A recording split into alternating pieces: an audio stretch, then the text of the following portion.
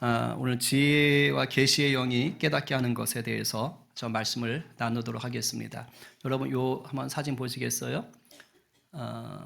자, 저게 뭐지요? 뭐 태양 이러시면 큰일 납니다.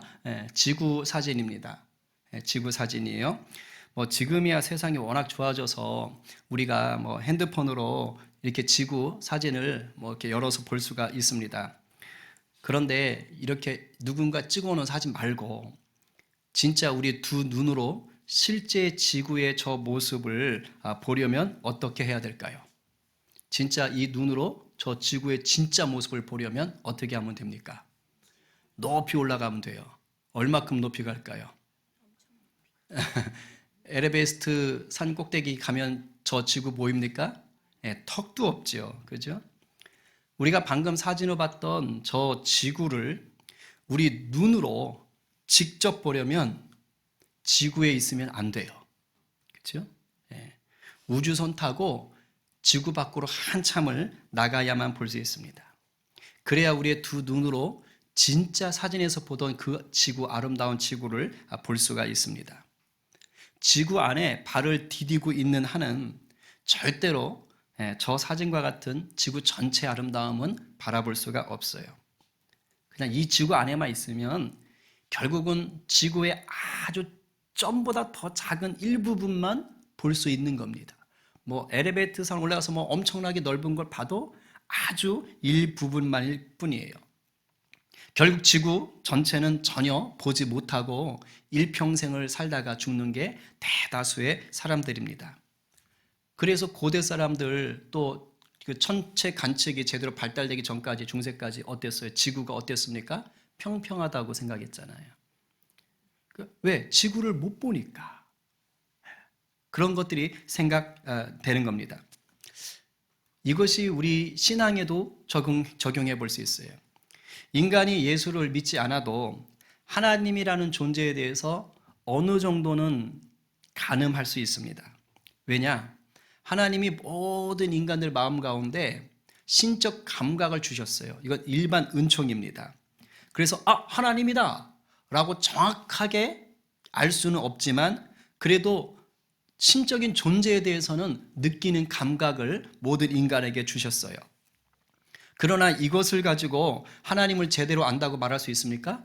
아니죠. 하나님을 안다고 볼 수가 없는 거예요. 왜냐?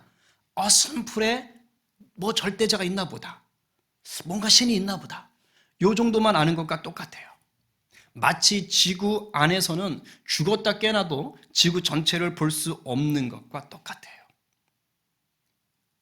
예수를 믿지 않으면 하나님에 대해서는 대충 알 수 있지만 아주 어슴푸레 알 수 있지만 정확하게 알 수 없는 것과 같은 이치입니다.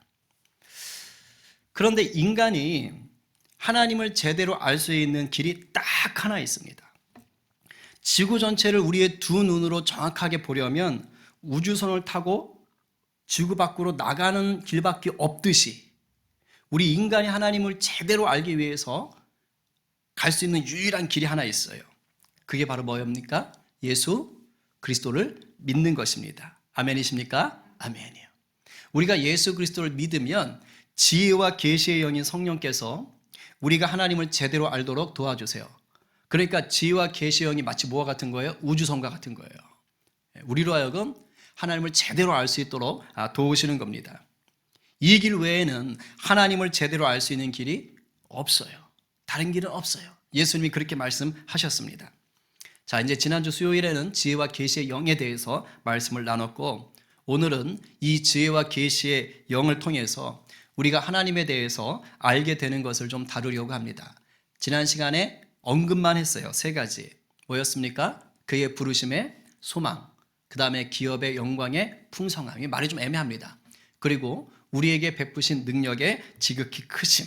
자, 요 3가지를 자, 오늘은 첫째, 둘째, 셋째가 아니라 이렇게 다 묶어가지고 순서 상관없이 쭉 좀 말씀을 드리려고 합니다.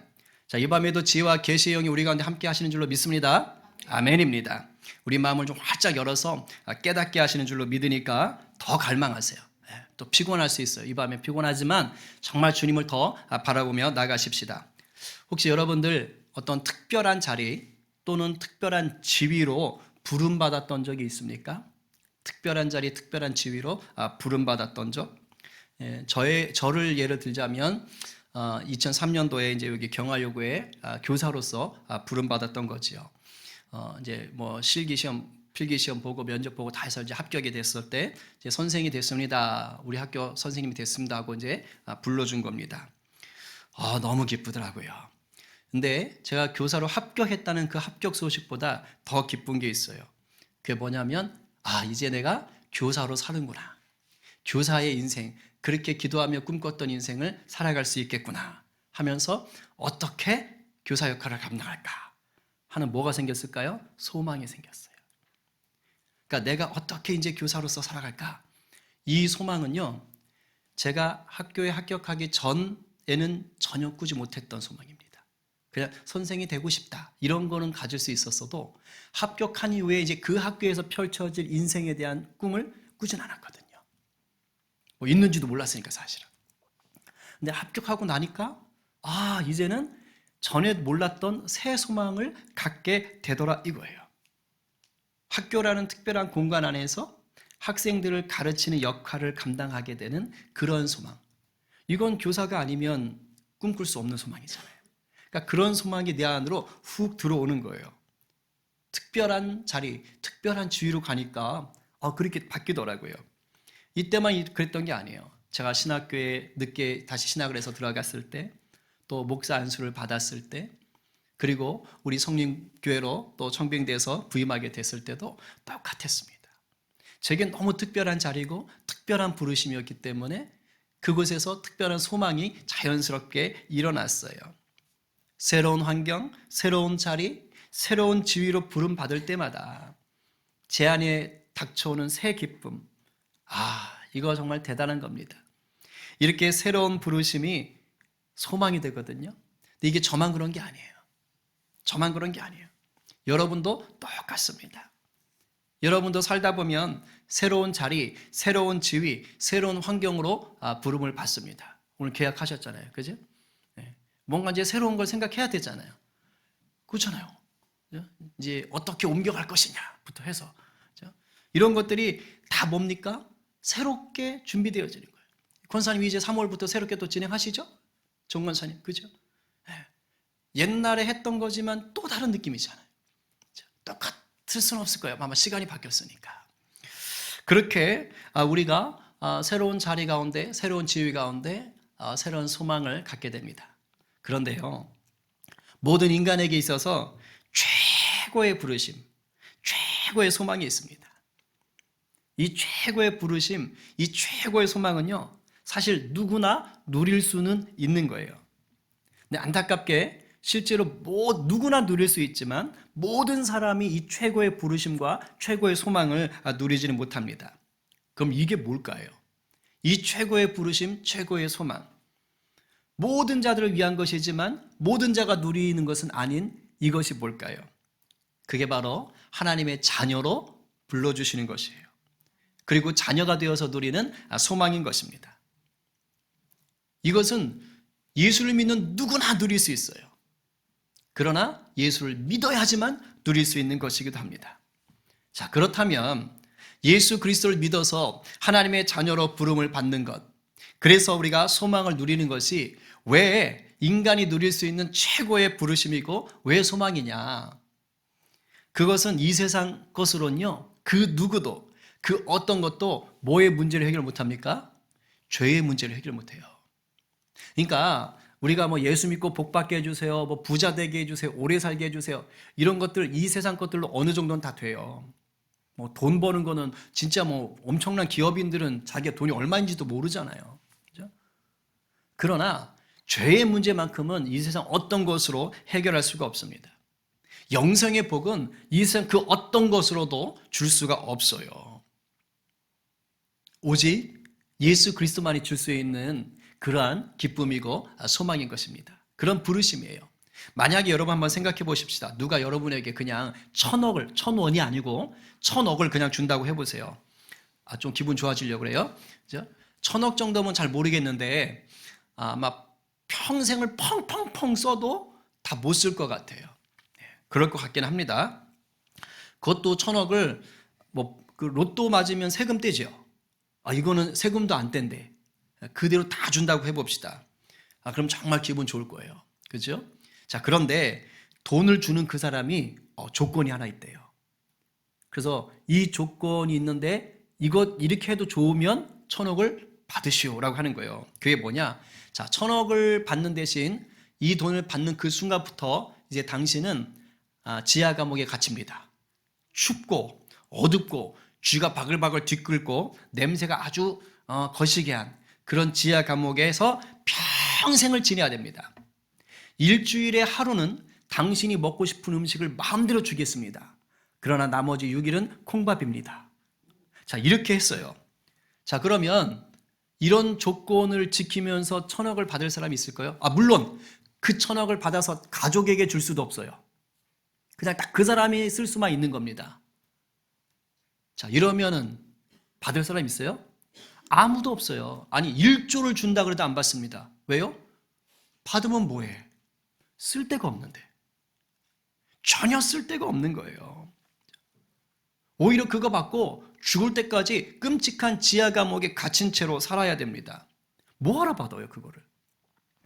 여러분, 이 세상에서 아무리 좋은 것 많이 먹고 좋은 것 입고 좋은 곳에서 살아도요, 죄의 문제가 해결되지 않으면 우리는 영적으로 끔찍한 지하 감옥에 갇힌 신세와 다를 바가 없습니다. 이게 사실 우리에게 막 와닿아야 돼요. 존 버년이 쓴 철로 역정 보십시오. 그 죄의 무게를 감당할 수 없어가지고 막 어쩔 줄 몰라 하잖아요. 그러니까 우리 가운데 이러한 것이 막 와닿아야 되는 거예요. 아무리 공부를 많이 하고 사회봉사를 많이 하고 높은 관직에 올라간다고 해도 죄의 문제가 해결되지 않으면 그 사람은 영적으로 묶여 있는 것이고 갇혀 있는 것이라는 것을 잊으면 안 되는 것입니다. 이런 사람은 이 땅을 살아가는 동안 어떻게 사는 거예요? 마귀의 종로로 타는 거예요. 육체의 욕심에 묶인 채로 사는 겁니다. 죄를 다스리는 자가 되지 못하고 죄에 끌려다니는 자가 되는 거예요. 그러다가 육체가 소멸하면 어떻게 됩니까? 해방이 아니에요. 영원한 불지옥에 들어갈 수밖에 없는 안타까운 인생이 되는 것입니다. 그러나 예수 그리스도를 구주로 영접하면 어떻게 된다고 했습니까? 놀라운 변화가 오지 않습니까?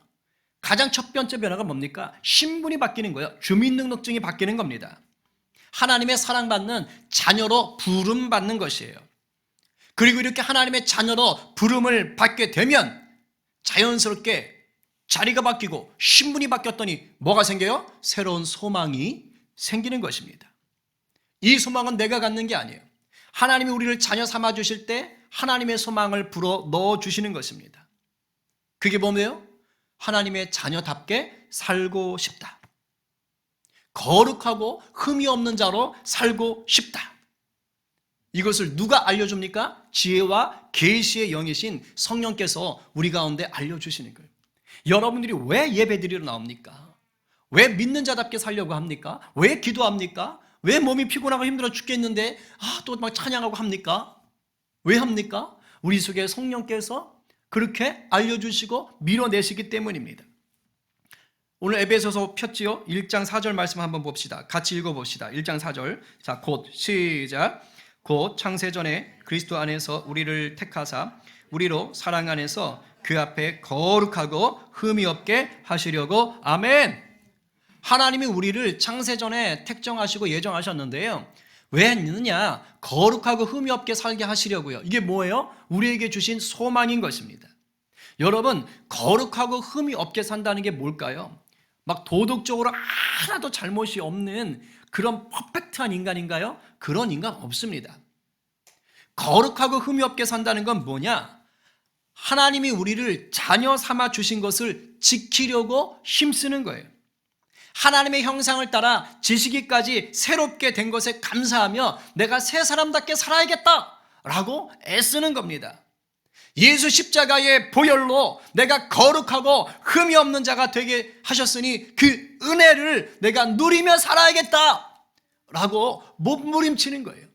그게 거룩하고 흠이 없는 자로 살게 하시는 그 소망 가운데 우리가 들어가는 것입니다. 여러분들, 새 옷이나 아니면 깨끗하게 세탁한 옷을 입고 밖에 나가면 나가자마자 흙탕물에 들어갑니까?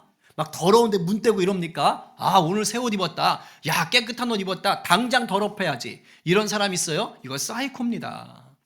그런 사람 없어요. 굉장히 조심합니다. 그렇죠? 새 차 혹시 뽑아보셨어요? 전 딱 한 번 인생에서 뽑아봤어요. 나머지는 계속 중고. 자, 새 차 뽑았을 때 보통은 어떻게 하느냐? 새 차 뽑으면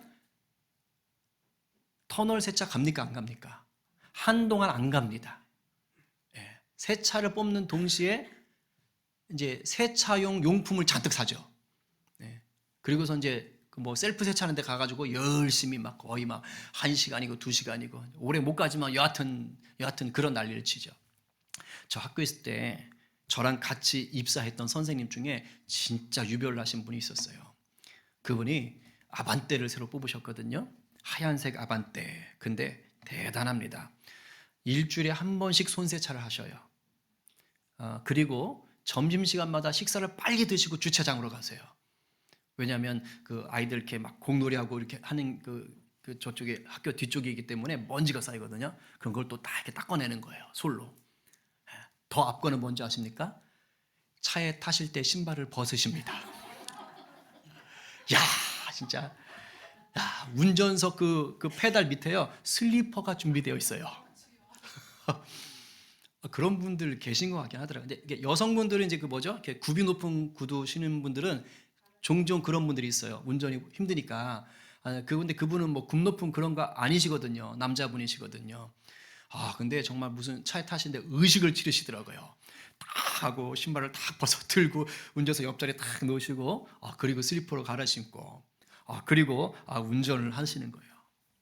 언제까지 그렇게 하셨나 모르겠는데 하여튼 그렇게 아끼시더라고요. 여러분, 비웃지 마세요. 정도의 차이는 있지만, 그죠? 우리 모두 이와 비슷한 인생을 삽니다. 근데 그거 아세요? 제가 이게 비유인데, 비유하자면 새 옷, 새 차, 또는 정말 깨끗하게 세탁한 것은요, 일종의 거룩한 거예요. 거룩한 게 뭐예요? 구별되는 거잖아요. 지금 뭔가 구별해 놓은 거예요. 이건 나 깨끗한 옷이야. 이건 새 옷이야. 이거 방금 뽑은 새 차야. 거룩한 거예요. 인생은 그렇게 거룩해진 것, 구별된 것을요, 함부로 더럽히지 않습니다. 세상 살이도 그래요. 그렇죠? 그러면 영적으로 우리가 하나님 앞에서 새 사람이 되었다면, 거룩한 인생이 되었다면 어떻게 되겠어요? 그것을 유지하기 위해서 힘쓰고 애쓰고 싶어 하지 않겠습니까? 그래서 하나님이 그 마음을 주신 거예요. 거룩하고 흠이 없는 자녀로 이제 네가 살아야 된다. 거룩하고 흠이 없는 자녀로 산다는 게 뭡니까? 우리가 새 옷 입고 더럽히지 않으려고 애쓰는 거와 똑같은 거예요. 뭐예요? 죄의 유혹이 있잖아요. 우리가 그것들과 싸우는 거예요. 난 넘어갈래. 옛날에는 막 내가 좋아서 쫓아다녔다면 이제는 나 싫어. 어쩔 수 없이 하도 막 마음이 너무 힘든 거예요. 하나님 죄송해요. 옛날엔 즐거웠어. 죄 짓는 게. 근데 이제는 그게 막 불편하는 거예요. 막 그런 역사가 일어나는 거예요. 내 안에 아직도 남아있는 견고한 진, 옛날에는 막 그런 상처 때문에 뭐야 하고 막 화를 내고 막 누가 뭐라 그러면 저것이 또 나를 비꼬는 거 아니야? 막 그런 분들이 있어요. 그런 분들이 있어요. 제 옛날 청년부 때 어떤 친구는 어떤 자매는 어머 립스틱 예쁘다 그러면 뭐라고? 내가 입술이 이상해? 그래서 뭐 이걸로 뭐 가린다고? 물어보는 이상한 사람들이 있어요. 이게 뭡니까? 내적 자아의 상처들이 있는 거예요. 그런 견고한 진과 이제는 막 싸우는 거예요. 내가 내 안에 견고한 진들과 내가 싸워 이기리라 하면서 주 앞에서 서는 것이죠. 이게 자기 자아의 힘으로는 안 됩니다. 자아로는요, 죄 유혹과 싸울 때 무조건 넘어져요. 그러나 하나님의 자녀로 부름을 받으면 그때부터 어떻게 되는 거예요? 우리 안에 내주하시는 성령께서 싸우게 하시는 거예요. 예수의 이름으로 싸우게 하시는 겁니다. 왜냐? 하나님께서 지극히 크신 능력으로 우리 예수님을 부활하시게 하셨거든요.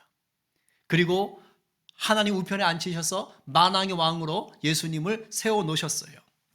그래서 우리 심령이 지와 계시의 영으로 충만할 때 바로 하나님이 예수님을 부활시킨 그 놀라운 능력이 어디서 나타나요? 우리 안에서 드러나게 되는 것입니다.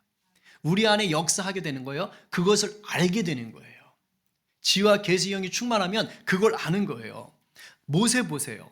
자, 모세가 홍해바다 앞에 섰습니다. 자, 손을 내밀었을 때 그 홍해바다가 어떻게 됩니까? 좌우로 쫙 갈라져요. 그리고 마른 땅이 드러났다라고 얘기합니다. 성경에 보면. 그죠? 자, 그러면 이것이 모세라는 사람에게서 나온 능력인가요? 모세가 막 팍! 해서 막 장풍을 쏘면서 밀어냈습니까? 아닙니다.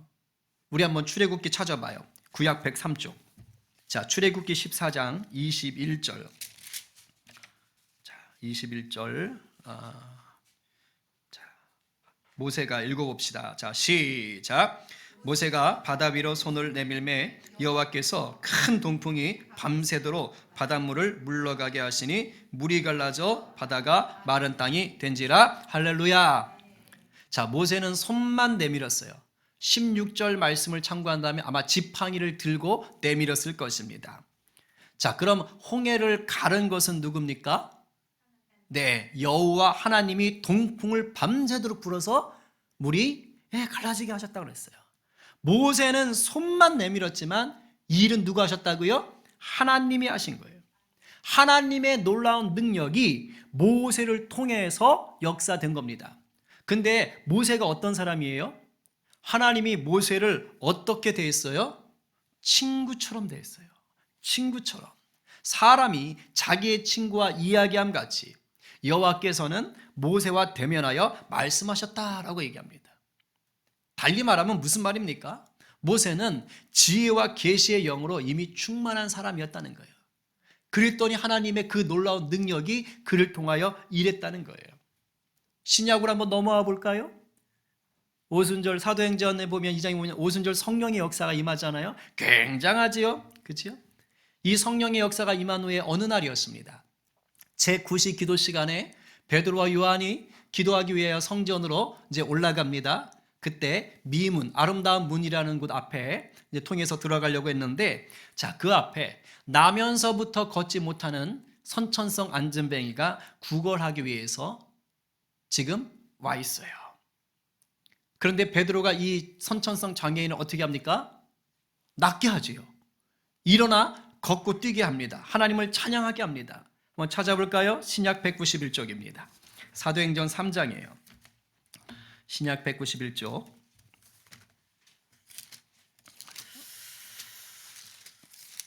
3장 6절부터 8절까지. 자, 3장 6절부터 8절까지. 자, 찾았으면 같이 한 목소리로 읽겠습니다. 베드로가 시작. 베드로가 이르되 은과 금은 내게 없거니와 내게 있는 이것을 네게 주노니 나사렛 예수 그리스도의 이름으로 일어나 걸으라 하고 오른손을 잡아 일으키니 발과 발목이 곧 힘을 얻고 뛰어서서 걸으며 그들과 함께 성전으로 들어가면서 걷기도 하고 뛰기도 하며 하나님을 찬송하니. 아멘. 아멘. 여러분, 겉으로 보면 분명히 베드로가 이 선천성 안진뱅이를 일으켜 세운 것으로 보입니다. 그러나 베드로가 뭐라고 말했어요? 내가 한 것이 아니고 나사렛 예수 그리스도의 이름으로 명하노니. 예수님의 권세로 낫게 했습니다. 왜 그래요? 성령 충만하거든요. 오순절 성령의 역사로 말미암아 지금 성령 충만한 거예요. 더나 또 기도하러 가는 시간 아닙니까? 예수 그리스도를 부활하게 하신 하나님의 크신 능력이 예수 이름의 권세로 우리 안에 역사한다는 것을 베드로가 뭐 한 거예요? 아는 거예요. 그러니까 어떻게 하는 겁니까? 나는 은과 금이 없어. 그러나 예수 그리스도의 권세가 역사될 것이다 라고 뭐 하는 거예요? 믿음으로 선포하는 거예요. 기적의 통로가 되는 거예요. 지혜와 계시의 영혼이 충만하니까 성령께서 알게 하는 거예요. 베드로야, 네가 은과 금이 없지만 그러나 고칠 수 있다. 네 안에 예수 그리스도의 영이 함께한다. 알려주는 것입니다. 물론 우리가 예수 그리스도를 믿는다고 해서 모두가 홍해바다, 동해바다, 서해바다를 쫙쫙 가려고 안진뱅이를 다 이렇게 세우느냐? 그렇진 않아요. 뭐 치유의 역사, 귀신을 내쫓는 역사들이 있긴 있지만 모든 자들이 다 그것을 할 수 있는 것은 아닙니다. 하나님이 허락하시면 하겠지요. 그러나 저는 분명히 믿는 게 있어요. 모든 성도들 안에 하나님의 능력이 사라지지 않았다는 거예요. 여전히 성도들에게 다양한 모습으로 꼭 필요한 것으로 하나님이 그 믿음을 따라 역사하는 줄로 믿습니다. 우리에게 이미 베푸신 하나님의 능력이 여전히 다양한 모습으로 우리들 삶 가운데 드러날 줄로 믿습니다. 아멘이에요. 우리가 지난 주일에 키리키에와 시리아 지진 피해를 돕기 위한 우리 긴급 구호 헌금을 거뒀지 않습니까? 네, 제가요 예배 끝나고 회개했어요. 참 제가요 죄송합니다. 정말 저에게 돌을 던지세요. 제가 정말 믿음이 없는 목사입니다. 우리 성도들이 요즘 더 어렵고 형편이 넉넉지 않으니까 내가 헌금을 같이 하자곤 했지만 다들 너무 어려우셔서 많이는 못 하실 거야. 한 50만 원만 나와도 정말 많이 나오는 걸 텐데 하나님 한 50은 그래도 나오게 해주세요. 그래도 좀 이렇게 그래야 보내는 면이 좀 서지 않겠습니까? 죄송해요. 정말 참 믿음이 없어요.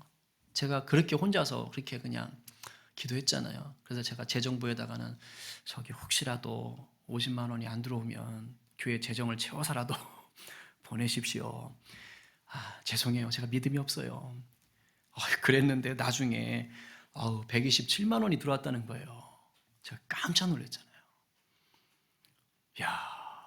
뭐 그랬다고 다른 헌금을 또 안 한 것도 아니고. 그래서 지난번에 성경금 남은 게 한 3만 원 있길래 채워서 130만 원을 보냈다고 하는 거예요. 그래서 제가 나보다 우리 성도들 믿음이 좋으시구나. 근데 이런 것도 뭡니까? 하나님께서 우리 안에 능력으로 역사하시는 거죠. 제가 주일에 자비에 대해서 말씀을 드렸잖아요. 근데 그걸 들을 때 여러분들 마음 가운데 뭐가 역사한 거예요? 성령이 역사하시는 거예요. 하나님의 자비가 부어진 거예요. 그 땅의 영혼들을 긍휼히 여기는 아버지의 마음이 여러분 안에서 역사된 거예요. 그러니까 어떻게 되는 거예요? 그냥 지갑이 열리고 마음문이 열리고 그래서 목사보다 더 믿음이 좋아가지고 그죠? 얼마나 감사하지. 그래서 선교단체에서 연락이 와서 목사님 고맙습니다. 귀한 헌금 감사합니다. 하면서 또 이렇게 또 얘기를 나눴습니다. 여러분, 우리를 자녀로 부르신 하나님이요 어떤 분입니까? 창조주요 전능자이십니다. 아멘? 아멘이에요. 예수 그리스도를 부활하게 하셔서 만군의 주 만왕의 왕으로 삼으셨어요. 예수 그리스도를 주님으로 모시고 그 이름을 의지하는 자는 누구나 이 하나님의 능력을 맛보고 누리게 되는 줄로 믿으시기 바랍니다. 이게요 우리가 애쓰고 수고해서 얻는 게 아니고 이미 베풀어 주신 능력입니다. 아멘이에요? 그러니 날마다 여러분의 삶의 자리에서 하나님의 능력이 풀어지는 믿음의 증거되기를 간절히 축원합니다. 그런데 아주 중요하게 하나 더 살펴봐야 될 게 있어요. 이 하나님의 부르심과 소망 그리고 예수 이름의 권세가 주는 이 능력이 내 개인의 것만이 아니라는 거예요. 엄밀히 말하면 내 개인에게 준 게 아닙니다. 하나님이 나를 자녀 삼으시고 내게 하늘의 능력을 부어주시는 것은 뭐냐? 교회에 주신 은혜예요.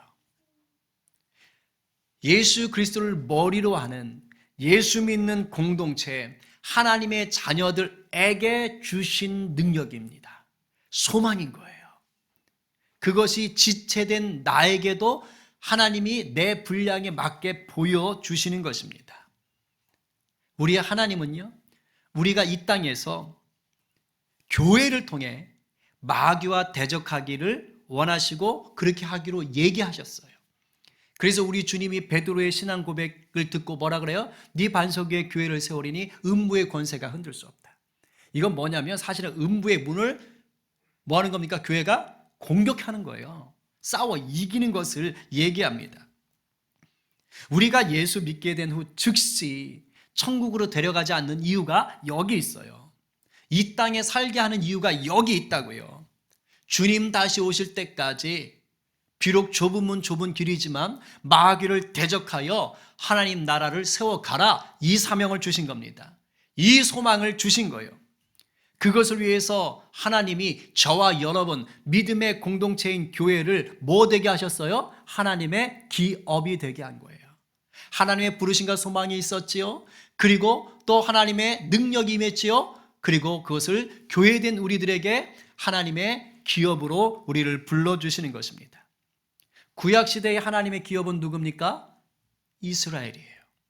그러나 예수 그리스도가 이 땅에 오신 이후로는 유대인이나 헬라인, 이방인이나 예수를 믿는 누구나가 바로 하나님의 기업이 된 줄로 믿으시기 바랍니다. 이것을 신약의 용어로 말하면 그리스도의 신부인 것입니다. 그리스도의 신부. 우리가 하나님의 기업인 거예요. 그래서 이 그리스도의 신부된 교회, 하나님의 기업이 궁극적으로 이루어내야 될 그 마지막 숙제가 뭐냐? 바로 예수 그리스도 안에서 만물이 통일되게 하려 하십니다. 하나 되게 하시는 놀라운 역사를 하나님께서 우리한테 맡기신 거예요. 세상에 어느 기업이 이 일을 감당할 수 있나요? 삼성, LG, 테슬라, 구글, 애플? 아닙니다. 돈은 좀 많이 벌 수 있는지 모르겠지만 하나님의 마지막 그 완성, 다시 예수님 오셔서 모든 세계를 하나 되게 하시고 통일되게 하시고 새롭게 하시고 새 에덴을 만들어 가시는 것은 오직 주님 한 분만이 하실 수 있는 것이고, 이것은 누구를 통해서? 예수 믿는 공동체인 하나님의 기업인 교회를 통해서 이루실 일입니다. 교회만이 이 땅에 하나님의 완전한 영광을 드러낼 수 있는 천국 기업입니다. 여러분 다 기업인들인 줄로 믿으시기 바랍니다. 아멘입니다. 그래서 이 기업인, 교회로서 기업된, 하나님의 기업된 우리에게 주신 영광이 뭐한 거예요? 쪼잔한 게 아니고 풍성한 것이에요. 하나님의 통일되는 새 에덴을 마련해 가게 하셨기 때문입니다. 하나님 우리에게 주신 영광이고 맡겨두신 큰 사명이기 때문에 우리가 날마다 이것을 이뤄가는 교회, 하나님의 기업 되기를 바랍니다. 아멘. 이제 정리하겠습니다. 지혜와 계시의 성령으로 충만할 때만이 우리를 부르신 하나님을 제대로 알 수 있어요. 지혜와 계시의 성령을 구하는 자에게 풍성히 역사하십니다. 오늘 누가 성령 충만함을 구하여서 우리를 부르신 하나님을 더 깊이 알고 누리시겠습니까? 오늘 누가 우리에게 이미 베푸신 지극히 크신 능력을 누리며 하나님의 나라를 위한 그 소망을 더 키워가시겠어요? 이 말씀 앞에서 아멘, 접니다 주님! 이라고 오늘도 선포하시는 저와 여러분 모두 되기를 간절히 축원합니다. 아멘. 우리 이 시간 같이 찬양하고 또 뜨겁게 기도합시다.